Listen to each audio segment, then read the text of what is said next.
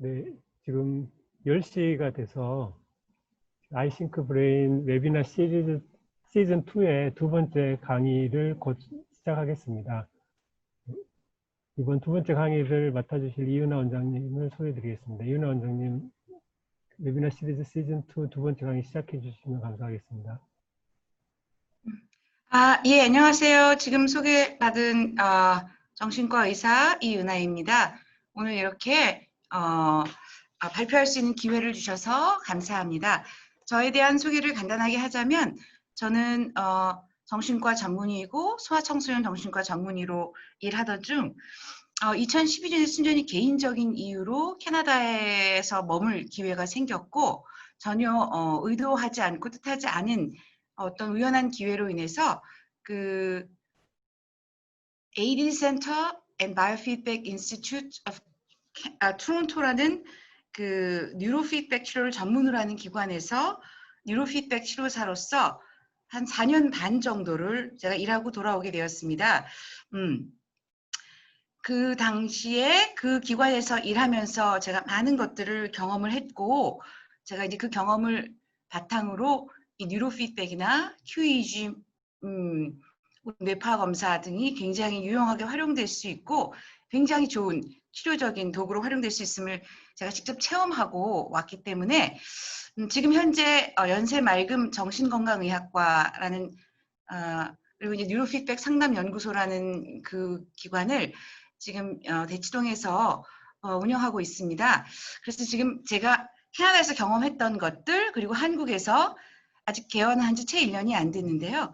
그 기간 동안 지난 몇 달 동안 저의 경험들을 바탕으로 오늘의 말씀을 좀 들려드릴까 합니다. 자, 이 두 분은 저의 어떻게 보면은 평생의 은인이라고도 할 수 있는 닥터 마이클 탐슨과 린다 탐슨, 그 AD 센터의 원장님 부부였고요. 예. 자, 이 두 분이 그 AD 센터에서는 항상 그 1년에 2번 워크숍을 그러니까 주 5일 하루에 7시간씩 하는 그러니까 총 35시간의 워크숍을 이 린다하고 마이클이 별장이 있는 스토니 레이크라는 작은 소도시의 도시도 아니고 작은 마을에서 하곤 했습니다. 그래서 이제 그곳에서 스텝으로 일하면서 참석했던 그 스토니 레이크 워크숍에서 린다하고 마이클이 강의하는 사진이고요. 지금 이제 마이클은 80대가 넘었고 린다가 75세 정도 되었으니까 70세 정도, 70세가 넘었으니까 굉장히 연로하신데도 불구하고 너무나 젊고 액티브하게 이 분야에서 일하시는 세계적인 대가들이시죠. 예, 스토니 레이크의 풍경입니다. 한국에 돌아와서 집하고 직장을 이렇게 왔다 갔다 하는 쳇바퀴 도는 생활을 하다 보니까 내가 이런 풍경 속에서 있었구나. 지금 다시 보니까 너무 감기가 무량하네요. 예, 정말 아름다운 스토니 레이크였고, 예, 저 도시에서 이제 워크숍 하다가 보트 타고 마이클하고 린다의 별장으로 놀러 갔다가, 예, 여기가 이제 마이클하고 린다가 자기의 세 자녀를 위해서 그 아이들이 어렸을 때 지은 성입니다. 성 캐슬. 얘네 들어가면 던전도 있고 지금은 이제 손녀들이 와서 손주 손녀들이 와서 그랜치ildren이 와서 노는 그런 성이 되었죠. 예. 이게 이제 워크숍이 끝나고 나면 그 당시에 참석했던 참가자들이 이렇게 단체 사진을 같이 찍고 기념 사진을 남기는데 여기 보면 한국에서 오신 손님들도 있었어요. 이재현 선생님 정신과 의사, 국립재활병원에서도 일하셨던 적이 있고 신원철 선생님 그 잠실에 있는 연세 서울정신건강의학과 원장님 또 다녀가신 적이 있고 1년에 2번씩 세계 여러 나라에서 여러 전문가들하고 만나면서 많은 교류를 하고 배우는 그런 시간들을 가졌었죠. 그 시기가요. 2014년부터 2018년까지 4년 반을 이곳에서 일했었습니다. 예. 자, 그래서 린다하고 마이클은 이 분야에서 많은 저서들을 남기신 분들이고 사실 이 두 분이 쓴 The Neurofeedback Book 1, 2는 이 분야에 여전히 고전적인 교과서, 이 분야를 입문하고 싶으신 분들은 반드시 구입해서 읽어보는 이제 그런 책이고, 그리고 이제 마이클은 굉장히 그 뉴로 아나토미를 좋아해서 펑셔널 뉴로 아나토미라는 책도 냈고, 또 린다는 ADHD에 관해서 백과사전과 같은 뭐 ADHD와 약물, ADHD와 뉴로 피드백, ADHD와 수면, ADHD와 학습, ADHD에 대한 뭐 잘못된 속설들, 뭐 여러 가지 거의 망라하지 않은 분야가 없을 정도의 이렇게 백과사전적인 책인 ADD 북을 출판을 했고요. 예, 이 책들은 www.aapb.org라는 곳에 가시면은 예, 온라인으로 구입하실 수가 있습니다. 자, 이제 여기 참 재밌는데요. 요게 이제 2018년 5월 9일 날 KBS에서 장수 프로그램이죠. 생로병사의 비밀이라는 프로그램에서 연락이 왔어요. 캐나다에서 제가 당시 AD센터에서 일하고 있었는데 이 PD님한테 연락을 그러니까 사실은 그 PD님이 강남 세브란스 병원 석정호 선생님한테 연락을 하셨고 석정호 선생님이 저랑 연결을 시켜주셔가지고 저희 센터에 촬영을 오신 적이 있어요. 그러니까 이제 이 생로병사의 비밀 팀에서 성인 ADHD라는 주제로 프로그램을 만들고 싶었고 이 성인 ADHD 치료 기법 3가지 약물 치료, 뉴로 피드백, 인지행동요법 이 3가지의 치료 효과를 좀 비교하고 싶어서 그 뉴로 피드백을 잘 할 수 있는 기관을 소개시켜 달라라고 문의를 했고 그 석정호 선생님께서 캐나다에 아주 훌륭한 기관이 있고 거기 가서 한번 촬영을 해보면 어떻겠냐 그래서 저랑 연결을 시켜주셔서 이 촬영팀이 저희 센터에 왔다 갔죠. 그래서 린다의 인터뷰가 실렸고 또 이제 AD 센터에서 7년 이상을 꾸준히 뉴로 피드백 훈련 받으면서 굉장히 탁월하게 그 직업상의 기능이나 사회 대인관계상의 기능이 향상됐던 이 스티븐이라는 환자가 인터뷰를 하기도 했고요. 예. 그래서 뉴로 피드백 훈련을 통해서 뇌가 변화될 수 있습니다. 무엇을 학습할 때 우리 뇌에는 변화가 일어나죠. 건강한 뇌파를 경험하게 되고 집중이 무엇인지 알게 됩니다. 이런 기본적인 이제 뉴로 피드백의 원리를 린다가 이제 설명하는 장면이고요. 예. 자, 그래서 이제 정신과 분야에서의 크게 3가지 치료 기법을 우리가 바이오케미컬 앤 뉴트리션, 시그널 오실레이션에 대한 치료, 그리고 이제 기술 훈련, 어떻게 보면 사이코테라피나 CBT나 이런 것들도 우리 뇌에다가 좋은 습관, 회로들을, 기술들을 이제 심어주는 이런 치료들을 크게 이제 3가지를 러프하게 본다면 뉴로 피드백은 뇌 직접적인 시그널 오실레이션에도 작용을 하면서 동시에 집중하는 법, 자기조절 훈련, 호흡하는 법 이런 스킬들을 병행할 수 있는 2가지 요소에 다 걸쳐서 우리가 잘 활용할 수 있는 좋은 정신과에서 잘 쓸 수 있는 치료 기법이다. 이렇게 이제 얘기 드리고 싶고요. 이제 그 기술적인 진보가 상당히 많이 진행되어서 제가 처음에 AD 센터에서 일할 때는 압도적으로 싱글 채널 트레이닝이 많았습니다. 이제 싱글 채널 트레이닝 주로 앰플리튜드 트레이닝을 하는 건데 이제 그것을 2 채널이나 4 채널로 이제 확장시켜서 뭐 코헤런스 트레이닝을 같이 하기도 했는데 제가 AD 센터를 떠날 쯤에는 굉장히 많은 19 채널 서피스 디스코어 뉴로 피드백 트레이닝을 했고 이제 좀 더 깊은 곳에서 코헤런스나 이런 것들을 더 구체적인 그 브로드만 에리아의 소스 로컬라이제이션을 좀 더 스페시픽하게 해서 훈련하는 로레타 지스코어 트레이닝 잘 아시겠지만 fMRI 뉴로 피드백 트레이닝에 대한 연구 논문들이 많이 이제 쏟아 나오고 있는 중 물론 연구적인 수준에 머물긴 하지만요.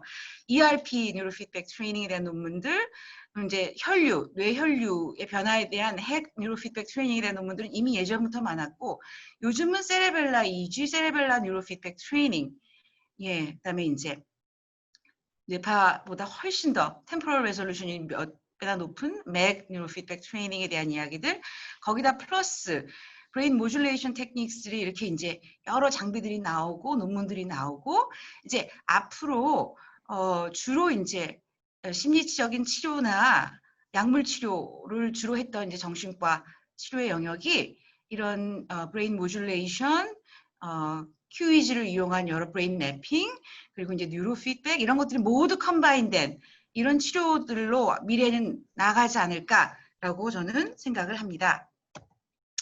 자, 그래서 이제 뉴로 피드백의 훈련에 대한 역사를 간단하게 우리가 좀 리뷰를 하고 넘어가도록 하죠. 사실은 이게 굉장히 오래된 치료예요.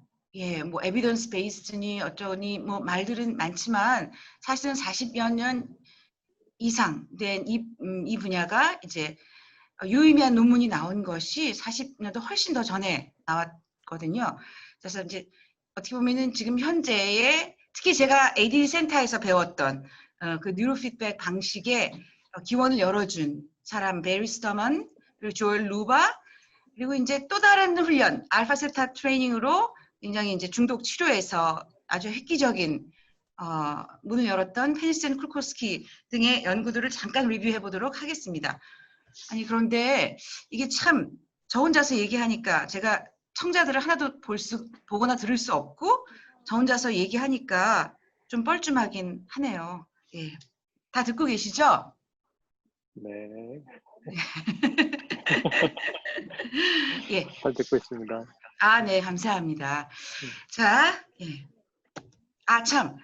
제가요, 그렇게 뭐 이렇게 학술적인 지식이 많거나 논문 쓰거나 이런 사람도 전혀 아니고요. 저는 그냥 순전히 제가 한 경험들 가지고 얘기하는 사람이기 때문에 제가 좀 무식한 얘기를 해도 그러려니 이해해 주시고 또 제가 좀 원래 두서가 없습니다. 또 이 얘기하다가 저 얘기해도 또 그러려니 꼭 이해해 주시면 감사하겠습니다. 예. 자, 이제 베리 스터먼의 고양이들에 대해서 우리가 좀 얘기를 해봐야 되는데요. 베리 스터먼은 1960년대에 UCLA에서 활약했던 사이콜로지스트예요. 이 사람 특히 슬립 리서처였는데요. 이제 수면을 연구하던 분이기 때문에 그 수면 중에 나오는 뇌파들에 대해서 아주 그 패턴들을 잘 알고 있었고 특히 이제 그 스테이지 2 수면에서 나오는 슬립 스핀들의 모양에 아주 그 패턴을 잘 알고 있던 분이었죠. 이분이 이제 수면 중이 아닌 각성 상태의 고양이의 뇌에다가 직접 이제 그러니까 일렉트로드를 임플란트하고 그리고 이제 고양이 뇌에서 뇌파를 측정하던 중에 슬립 스핀들 같이 보이는 어떤 스핀들 모양의 방추형의 뇌파가 깨어있는 고양이 뇌에서 발견되는구나. 참 신기하다. 그래서 그러면 저 스핀들 모양의 특정 모양의 뇌파의 리듬이 저게 학습이 가능한가? 이래서 이제 이분이 그 특정 모양의 10에서 16Hz의 스핀들 리듬이 나올 때마다 이제 이 고양이한테 보상을 준 거예요. 치킨 브로스 앤 밀크. 그 이제 닭고기 수프하고 우유를 이제 보상으로 줬죠. 이제 마치 이제 오퍼런 컨디셔닝 그런 개념으로 좋은 일이 벌어졌을 때 보상을 주면 그 행동의 그 프리퀀시가 증가하게 되잖아요. 그런 오퍼런 컨디셔닝이 뇌파에서도 특정 뇌파의 패턴에서도 가능한지를 이분이 이제 실험을 한 겁니다. 예, 그래서 이제 놀라운 일이 이제 벌어졌죠. 자, 근데 이게 어떤 실험이었냐면 Learned suppression of a previously rewarded cup press response for food in cats라고 되어 있는데, 그러니까 이제 고양이한테 이거 레버를 누르면, 뭘 누르면 하여튼 음식이 나오게 한 거예요. 그 행동을 먼저 학습을 시켜요. 그런 다음에 이번엔 거꾸로 learned suppression, 그 행동을 억제해야지만 음식이 나오게 하는 거예요. 예, 그래가지고 얘가 이제 움직이면 안 돼. 움직이지 말고 가만히 있을 걸 누르지 말아야지만, 이제 음식이 나오는 그 실험을 하고 있는데 얘가 이렇게 움직이지 않고 가만히 있을 때 motionless, alert하고 음식이 나올지 말지를 조용히 기다리고 있는 그 고양이 뇌에서 10에서 16Hz 스핀들 리듬이 증가하는 걸 이 사람이 이제 발견한 거죠. 그리고 그 스핀들의 이름을 sensory motor rhythm이라고 SMR이라고 이제 이름을 붙였어요. 왜냐하면 이게 이제 sensory motor strip, 귀에서 귀, across ear to ear 하는 그 sensory motor strip 잘 아시죠? 그 호문클러스 어디서 뭐 그 어느 부분이 운동을 감당하고 어느 부분이 그 감각을 담당하는 그 머리의 중간 하여튼 센서리 모터 스트립에서 나오는 10에서 16Hz의 뇌파를 센서리 모터 스트립이라고 리듬이라고 이름을 붙였고요. 예, 요게 이제 그 당시에 실험 장면의 사진입니다. 예. 그래서 이제 요 파란 여기 이제 초록색 불이 이제 켜져야 돼요. 거기 그 동안을 기다려야 됩니다. 저 고양이가 저 초록색 램프를 조용히 기다리면서 관찰할 때 10에서 16Hz 스핀들 리듬이 발생하는 걸 이제 이분이 보신 거죠. 예. 그래서 이 10에서 16Hz 스핀들 리듬이 어디서 나오는지를 이분이 이제 연구를 하신 거예요. 그러다가 이제 고양이가 그 순간에는 눈도 깜빡하지 않는 거를 알게 됐어요. 그게 탈라무스에서 나오는 거를 알게 되었습니다. 이제 센스 잘 아시겠지만 탈라무스가 센스 모든 감각 자극의 그 이제 릴레이 스테이션 이제 모든 게 탈라무스에 모였다가 그게 이제 콜텍스로 쫙 올라가면서 우리가 이제 어떤 감각을 느끼는데 ADHD 같은 경우에는 불필요한 감각을 너무 많이 느껴서 이게 easily distraction 되기 때문에 걔네들이 집중을 못하는 거잖아요. 그러니까 일종의 탈라무스가 필터로서 그러니까 불필요한 감각 자극을 걸러주는 그 역할로서 이제 SMR의 의미가 이제 생기는 거죠. 하여튼 그래서 이 sensory motor rhythm의 source가 탈라무스에 있구나라는 걸 이분이 이제 발견을 하셨어요. 예. 그다음에 그래서 이제 이분이 그 다음에 이제 이게 scientific serendipity라 그러는데 이제 우연의 연속인 거죠. 그래서 이제 이분이 SMR, sensory motor rhythm이 그 맛있는 음식을 주면 고양이 뇌에서 증가된다는 걸 이분이 발견을 했어. 이게 reinforceable 하구나. 이게 학습이 가능하구나. 뇌파가 학습이 가능하구나. 이제 이걸 알게 됐죠. 그 다음에 이제 우연히 전혀 상관없이 그 고양이 SMR하고는 전혀 상관없게 두 번째로 어떤 일이 벌어지냐면 미 항공우주국에서 이제 그 first manned space flight을 어디 USSR하고 이제 미국하고 이제 막 스타워즈 막 우주 전쟁을 벌이고 있을 때 누가 먼저 달에다가 우주선을 띄울 것이냐. 그래가지고 막 그 로켓 연료들을 막 연구하고 있던 중에 그 하이드로진이라는 그 로켓 연료의 부작용에 대해서 이제 닥터 스터먼한테 고양이 실험을 의뢰한 거예요. 그래가지고 50마리의 고양이를 하이드로진에 노출을 했는데 일정 농도에서 40마리가 시저가 발생을 하는데 10마리가 이제 시저 발생이 안 된 거죠. 그래서 레트로스펙티브하게 그 10마리를 역추적해 보니까 SMR 인핸스먼트 트레이닝을 받은 캣이 SMR 뇌파를 증가시키도록 훈련받은 고양이들이 시저가 일어나지 않는구나. 이걸 이제 정말 우연하게 알게 된 거죠. 그래가지고 그 다음에 이제 이분이 생각이 가만히 있어봐. 고양이한테 SMR 트레이닝이 가능했어. 그리고 그 SMR 트레이닝을 했을 때 시저라는 그 불필요한 액티비티죠. 불필요한 움직임이 감소했잖아요. 그러면 사람한테도 SMR 트레이닝을 인핸스먼트 트레이닝을 시키면 시저가 멈출까? 당연히 이제 그렇게 그 다음에 이제 가설을 세운 거죠. 그래가지고 그러니까 이제 그분의 비서가 시저 디스오더가 있어가지고 드라이버스 라이선스가 없었대요. 근데 하여간 그 자기 비서한테 SMR 인핸스먼트 트레이닝을 시켜서 그 비서가 드라이버스 라이선스를 딴 거예요. 근데 이게 논문으로 이제 나온 거죠. 1968년에. 예. 아까 1968년에 나온 거는 인스트루멘탈 컨디셔닝, 오퍼런 컨디셔닝이죠. 그러니까 보상을 통해서 학습할 수 있다. 뇌파가 깨어있는 고양이에서. 이 논문이 1968년에 이제 발표가 된 거고요. 근데 이게 이제 사람한테도 suppression of seizures in an epileptic following sensory motor EEG feedback training. 이게 이제 4년 뒤에 1972년도에 논문이 나왔고요. 예. 그 다음에 이제 이 1972년 논문에 어떤 내용이 들어있냐면 시저만 줄어든 게 아니라 SMR enhancement 트레이닝을 통해서 시저만 줄어든 게 아니라 이 시저를 가지고 있는 사람들, 이 사람의 restlessness하고 hyperactivity, 예, 그러니까 이제 차분하지 못한 그런 증상들이 호전되었다라는 내용이 이 논문에 실려 있었고, 그렇다면 시저가 없는데 hyperactivity and restless만 있는 사람들, 그게 이제 바로 우리가 지금 얘기하는 ADHD, 주의력 결핍 과잉 행동 장애를 가지고 있는 아이들한테 SMR 인핸스먼트 트레이닝을 시키면 그럼 과연 그 아이들의 증상이 호전될 것인가? 이제 그렇게 해서 조엘 루바가 1976년에 이제 최초의 ADHD 아동들에서 SMR 인핸스먼트 트레이닝, 그러니까 뉴로 피드백 훈련을 시켰을 때 증상이 개선이 되고 그 아이들의 인생이 변했다. 뭐 이런 논문이 최초로 1976년도에 나오게 된 겁니다. 자, 이렇게 해서 뉴로 피드백이 우리 정신과 임상에 들어오게 된 거죠.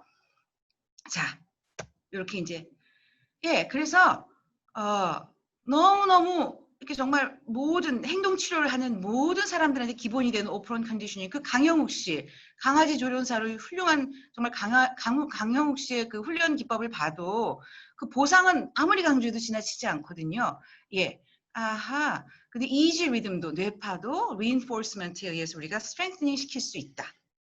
학습이 가능하다. 좋은 웨이브들은 늘릴 수 있죠. enhance 할 수 있죠. 나쁜 웨이브들, 주의 집중력을 방해하는 나쁜 뇌파들은 우리가 인히비션 할 수 있어요. 예, 그리고 서로 다른 두 사이트 간의 coherence, 커넥션도 우리가 증진시킬 수 있다.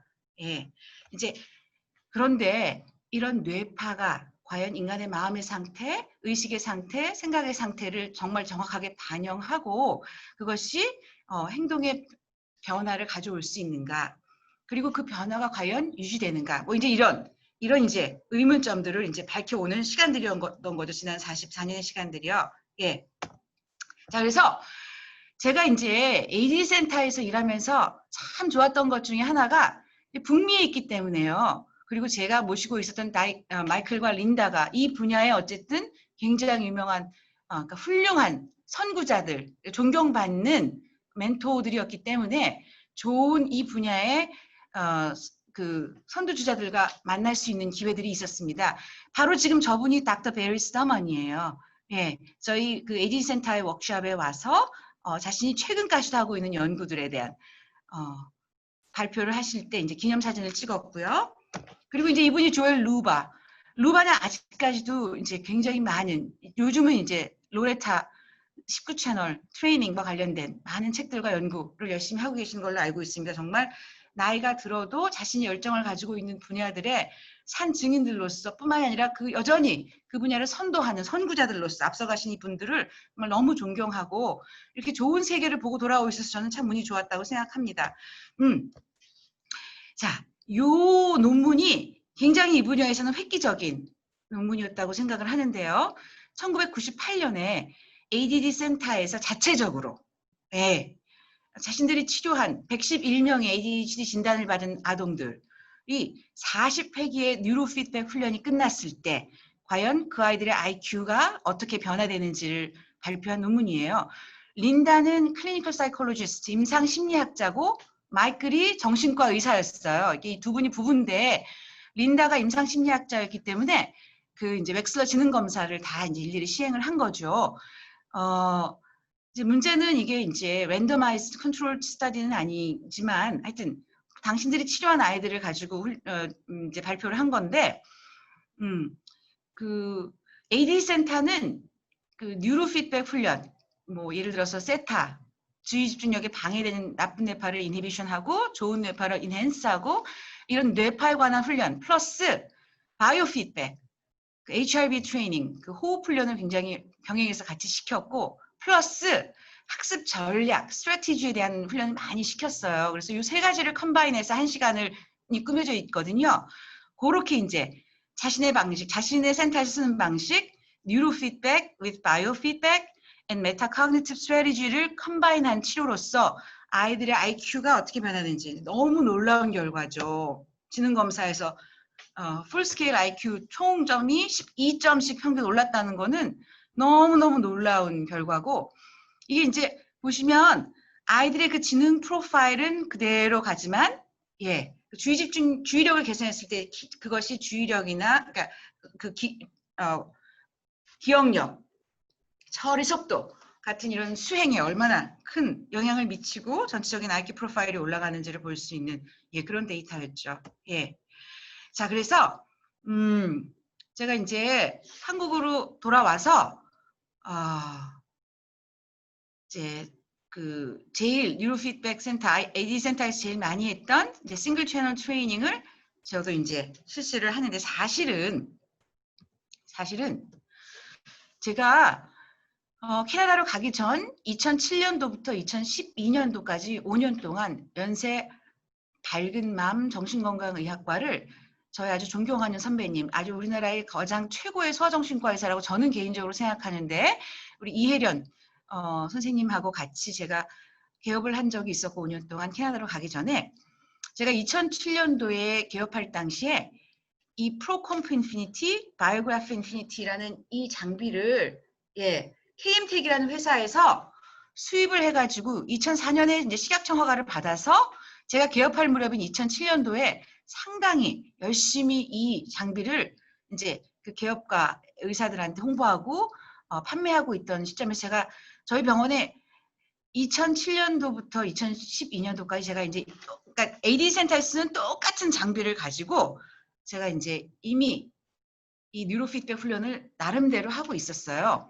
나름대로라고 말씀드리는 이유는 이 뉴로 피드백이라는 장비를 가지고 왔는데 이제 어떻게 하면 이걸 제대로 효과적으로 쓰는지 알지 못했던 거죠. 그러니까 그 장비의 운영 원리라든지 끄고 키는 법, 뭐 어떤 소프트웨어가 있고 이런 거를 그 판매 회사에서 알려주지만 이걸 임상적으로 어떻게 응용해야 되는지는 결국은 이제 그 저희들의 몫인데 잘 몰랐던 거예요. 뇌파에 대한 기본 지식도 굉장히 부족했을 뿐더러 뉴로피드백 트레이닝을 의사가 할 수 없으니까 트레이너한테 시켜야 되는데 뭐 하여튼 5년을 사용을 하고 난 다음에 이게 도대체 무슨 치료인지 모르겠다. 이게 효과가 있는 치료야. 어떤 아이들한테는 효과가 있는 것 같고 또 어떤 케이스들한테는 전혀 효과가 없는 것 같고 사실은 뭘 봐야 되는지도 모르겠고 좋아진 걸 뭘로 봐야 되는지도 모르겠고 그렇게 이제 혼돈 속에서 5년 동안 이제 그 장비를 사용을 했습니다. 굉장히 부끄러운 얘기지만 그래서 제가 항상 뉴로 피드백에 대해서는 마음이 편하지가 않았는데 마이클하고 린다를 어떻게 알게 됐냐면 2007년도에 제가 장비를 구입을 했는데 이제 KM텍 그 수입한 그 회사 측에서 그 세계적인 전문가인 마이클하고 린다를 한국으로 초청을 해서 이틀짜리 워크숍을 한 거예요. 그리고 제가 그 이틀짜리 워크숍에 가서 이제 그 워크숍을 듣고 공부를 하고 또 이제 그분들하고 기념사진도 찍고 이제 그렇게 인연을 맺었던 거죠. 그리고 난 다음에 이제 2012년도에 아주 개인적인 이유로 캐나다에 가서 캐나다에 갔을 때 마이클하고 린다가 캐나다 사람들이었는데 그분들의 오피스가 어디 있을까 하고 검색을 해봤는데 마침 제가 머물고 있던 곳에서 겨우 11km 이 캐나다 같이 넓은 나라에서 11km는 그냥 엎드리면 코 닿는 거리거든요. 11km 떨어진 곳에 AD 센터가 있는 걸 알고 이제 그냥 찾아가서 2007년도에 찍었던 사진을 보여주면서 우리는 이미 만난 적이 있는 사이다 이렇게 제가 말씀드렸더니 그분들이 또 너무 좋은 분들이어가지고 이미 너를 너무 잘 기억한다. 사실 저를 기억하실 리가 없는데 예. 그러면서 굉장히 환대를 해주셨고 제가 이제 사실은 2007년부터 2012년도까지 5년 동안 똑같은 장비로 뉴로피드백 훈련을 아이들을 대상으로 해왔는데 사실은 이게 어떤 치료인지 내가 잘 모르겠다. 그랬을 때 그분들이 아주 흔쾌히 우리 워크숍에 와서 한번 공부해봐라. 제대로 공부해봐라. 초청해 주셨고 2013년도 6월에 그 스토니레이크 워크숍에 가서 주 5일 하루 7시간씩 35시간을 공부하고 난 다음에 이게 이런 훈련이었구나. 이게 이렇게 심오하고 깊은 이론적인 배경이 있고 이렇게 효과적인 거였구나. 근데 이제 거기서 머물지 않고 저는 거기서 한 발자국 더 나간 거죠. 제가 이제 개인적으로 장비를 구입해서 제가 그걸 알게 됐어요. Board Certified in Neurofeedback, BCN이라는 국제 자격증이 있다는 걸 알게 되고 그래서 이제 BCN을 따야겠다. BCN을 따려면 어떤 과정을 거쳐야 됩니까? 워크숍 참석했으니까 이제는 25시간 개인 멘토링을 받고 그리고 이제 시험을 합격하고 뭐 이런 자격증을 따기 위한 스텝들이 있었어요. 그래서 이제 그 단계들을 하나하나 거치면서 AD 센터를 들락날락 하면서 친해지게 됐고 그 다음에 이제 마침내 거기서 이제 일을 하게 된 거죠. 예. 자, 그래서 이렇게 생겼습니다. 예, 저 프로컴프 인피니티라는 인코더는 A 채널이 있어서 이제 바이오 피드백, 뉴로 피드백 같이 할 수 있고요. 바이오그래프 인피니티는 또 이제 저걸 쓸 수 있는 소프트웨어인데 저희는 이제 이 바이오그래프 인피니티 중에서도 탐슨스 스위트, 그러니까 마이클하고 린다가 개발한 소프트웨어를 가지고 저희가 훈련을 하고 평가를 하고 그랬던 거예요. 그러니까 오늘 제가 말씀드리는 이 방식은 ADD 센터에서 마이클하고 린다가 쓰던 방식을 그 프로토콜을 제가 이제 공유하는 겁니다.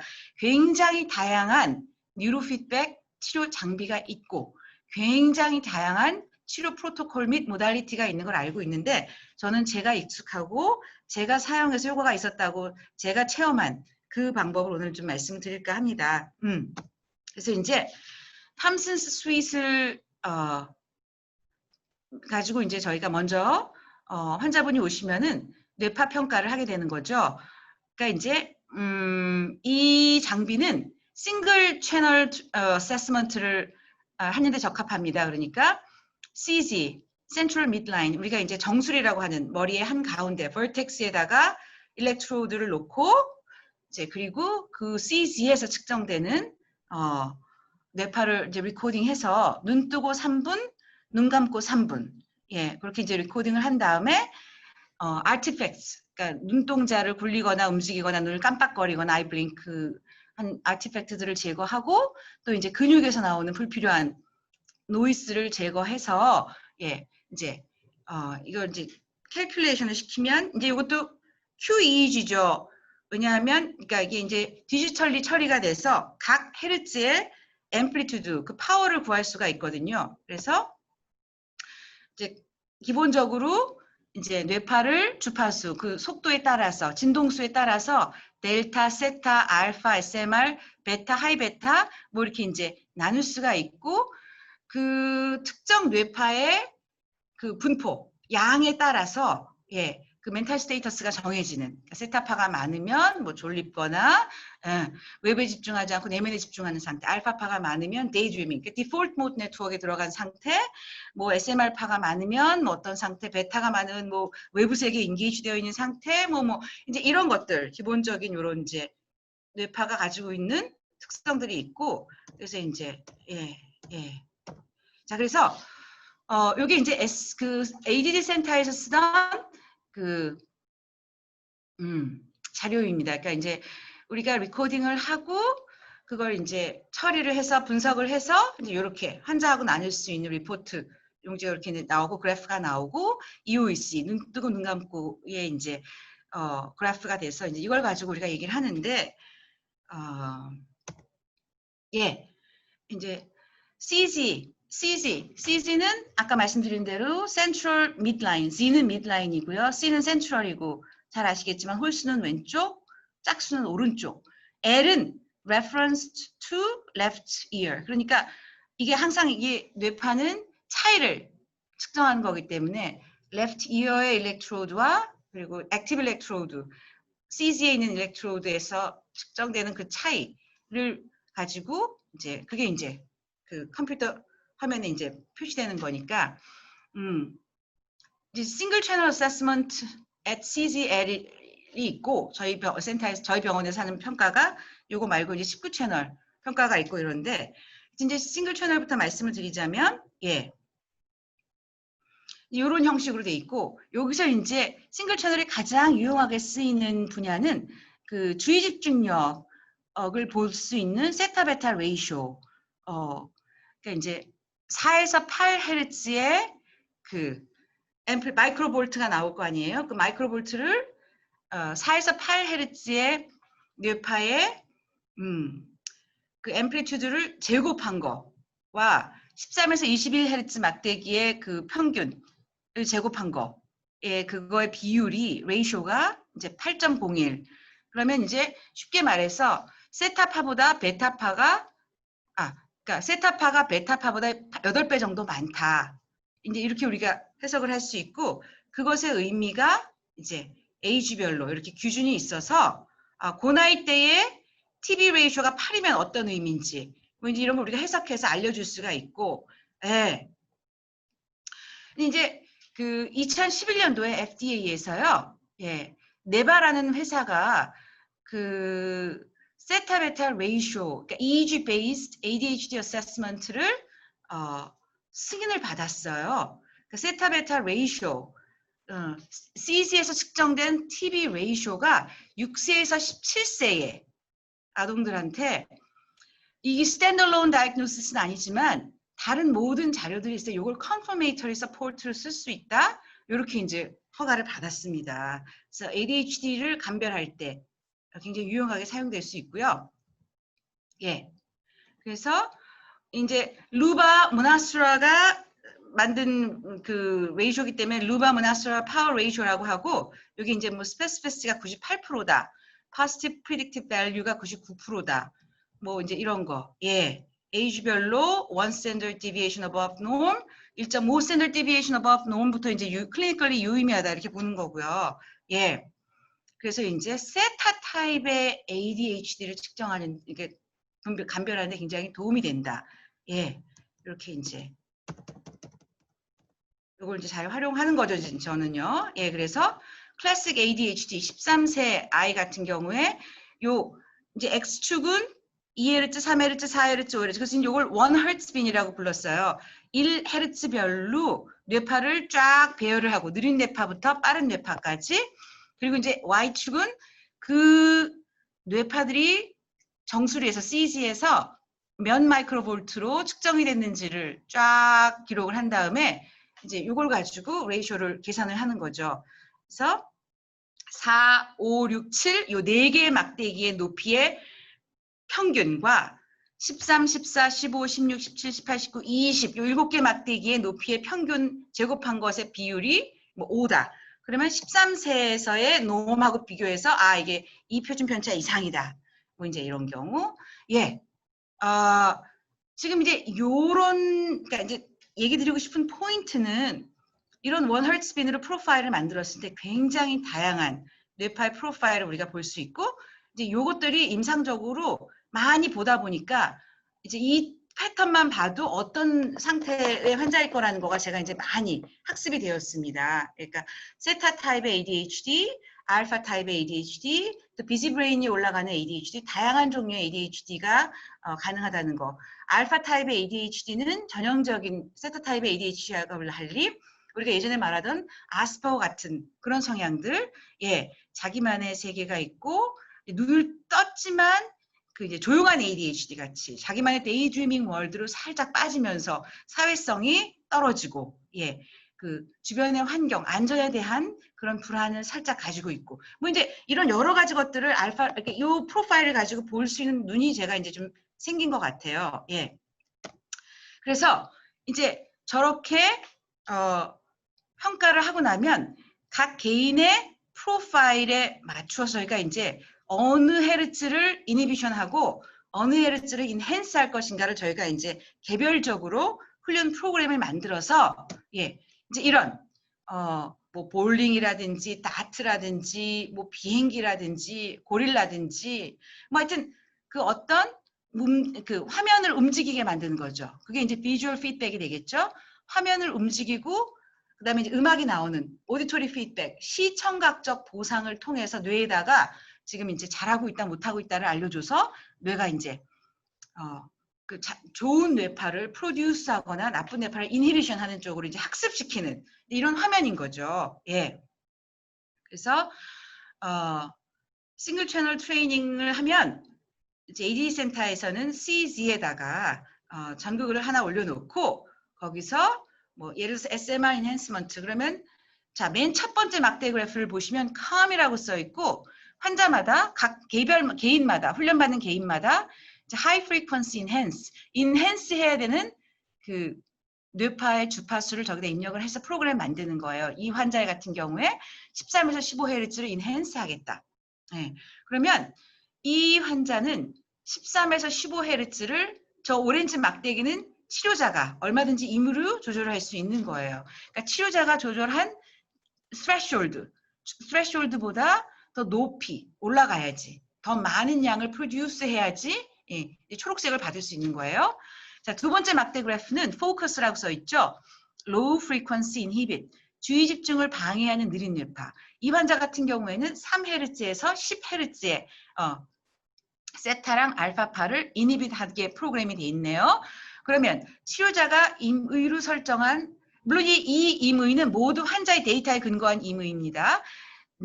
임의로 설정한 저 바보다 밑으로 내려가야 되는 거죠. 왜냐하면 인히비션 해야 되니까. 근데 지금 이 케이스 같은 경우에 저 오렌지색 스레시홀드보다 3에서 10Hz의 뇌파의 파워가 올라가 있죠. 저러면 이제 빨강색으로 변하고 저 막대 그래프 중에 3개의 막대 그래프 중에 하나라도 빨강색으로 변하면 화면이 멈추고 음악이 끊깁니다. 예, 그러면 뇌는 알아듣죠. 아, 이렇게 하면 안 되는구나.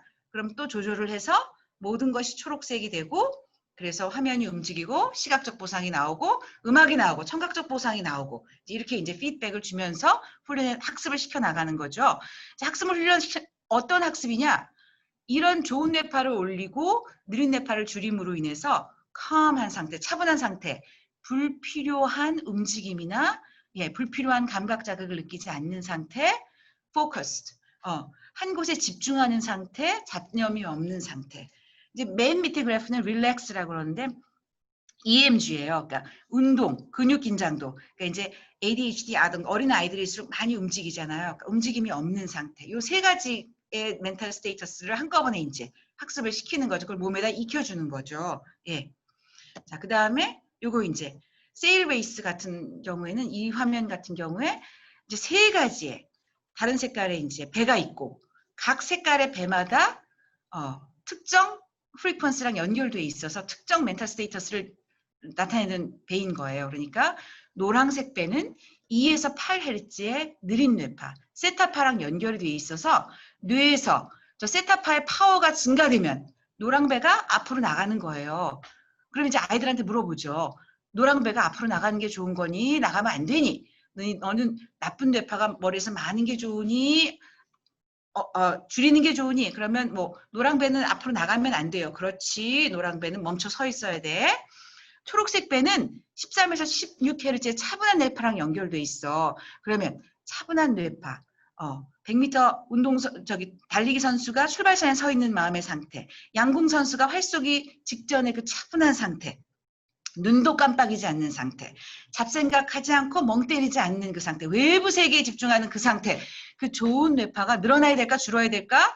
늘어야 돼요. 그러면 초록색 배는 앞으로 가야 돼요. 멈춰 있어야 돼요. 앞으로 가야 돼요. 그래서 초록색 배는 앞으로 가야 돼.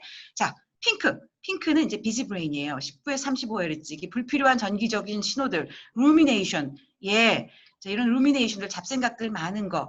당연히 이제 주의 집중에 방해를 하는 요소죠. 그러니까 노랑배랑 핑크색 배는 움직이면 안 되고 인히비션 해줘야 되고 초록색 배는 enhance, 더 증가해서 앞으로 가게 만드는. 그래서 결국 이 레이스에서는 이제 초록색 배가 승리하게 만드는 이런 훈련을 하는 거죠.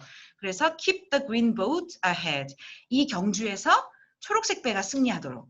근데 이제 아이들한테 이렇게 하죠. 모든 게임에는, 경주에는, 컴피티션에는 작전이 있어야 돼. 스트래티지가 있어야 돼. 너 어떻게 이길 거니? 이제 이렇게 물어보죠.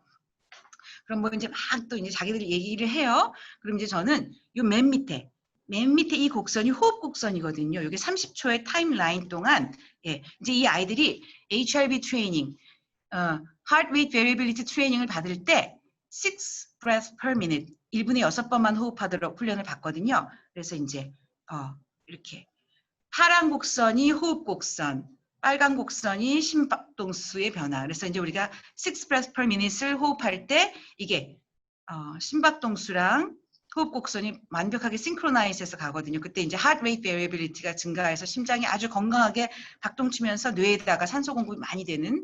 그래서 이제 오히려 이기고 지는 거에 대한 마음을 내려놓고 호흡에 집중할 때 정말 승리할 수 있다. 뭐 이제 이런 걸 통해서 아이들한테 이제 자기조절법을 가르치고 뭐 이제 이런 거죠. 그러니까 이제 이런 훈련을 하고 나면 이렇게 8개의 변수가 뜹니다. 그러면 첫 3개, 첫 번째 것은 느린 뇌파, 우리가 줄여야 되는 느린 뇌파. 두 번째 것은 우리가 늘려야 되는 차분한 뇌파. 세 번째 것은 우리가 줄여야 되는 비지 브레인, 잡생각 뇌파. 네 번째 것은 이 훈련이 의미 있게 되었는지를 볼 수 있는 EMG 노이즈, 자파가 많은지. 이게 2 미만이면 이게 굉장히 밸리드한 아주 좋은 훈련인 거죠. 그 다음에 델타 세타 레이쇼, 비지 브레인 SMR 레이쇼, 그 다음에 하트 레이트와 레스피레이션 레이트를 기록함으로써 이 8개의 변수들이 어떻게 변화됐는지를 우리가 이제 3분 동안 훈련하고 5분 동안 훈련하고 10분 동안 훈련하고 저 변수들의 변화에 따라서 우리가 아이들한테 보상을 줄 수가 있어요. 오, 좋은 뇌파가 늘어나서 정말 잘했어. 야, 어머, 느린 뇌파가 이렇게 많이 줄어들었네. 너 정말 집중했구나. 와, 네 하트 레이트이 이렇게 줄어들었어. 너의 몸이 차분해지고 있는 거야. 흥분이 가라앉고 있는 거야. 정말 잘하고 있어.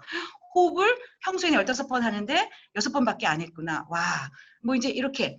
그러니까 이제 어떻게 보면 이 훈련의 장점은 이제 그 훈련 받는 사람한테 self awareness, 자신의 마음의 상태가 어떻고 내 몸의 상태가 어떤지를 알려주는 그 지표들을 통해서 자기를 객관적으로 보게 해주고 또 이제 객관적으로 본 거에 의해서 자기를 레귤레이션 할 수 있는, 통제할 수 있는 힘을 길러주는 그런 예, 거울처럼 볼 수 있는 게 생기기 때문에 변화를 조작할 수 있는 이제 그런 도구라고 보시면 될 것 같아요. 아주 간단한 이론이죠. 예.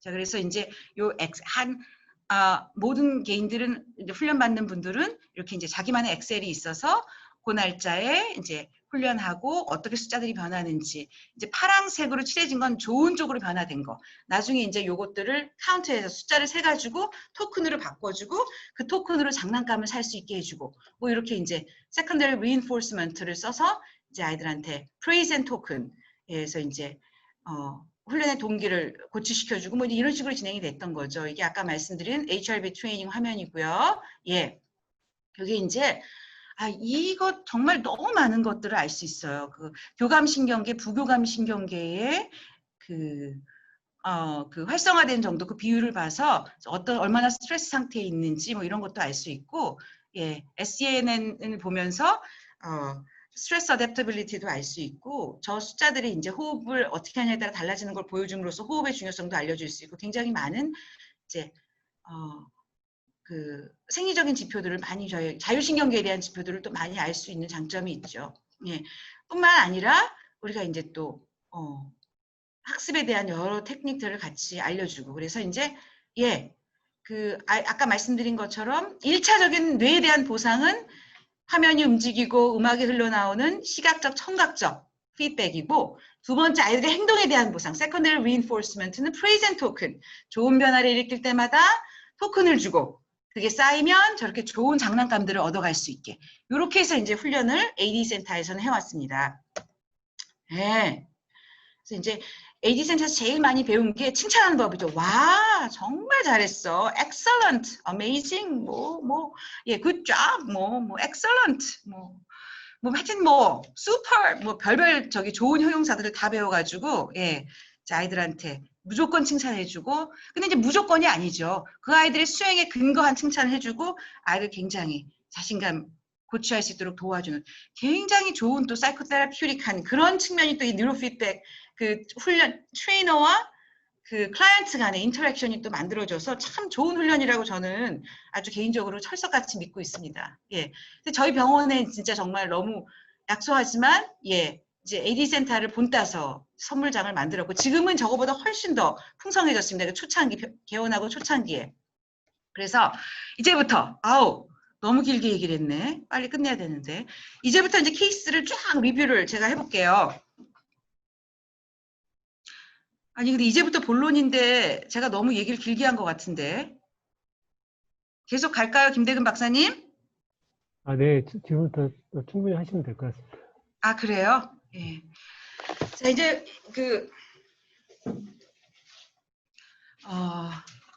예. 그래서 이제 제가 AD 센터에서 캐나다에서 경험했던 케이스들 그리고 이제 한국으로 돌아와서 했던 케이스를 제가 좀 이제 얘기를 드릴게요.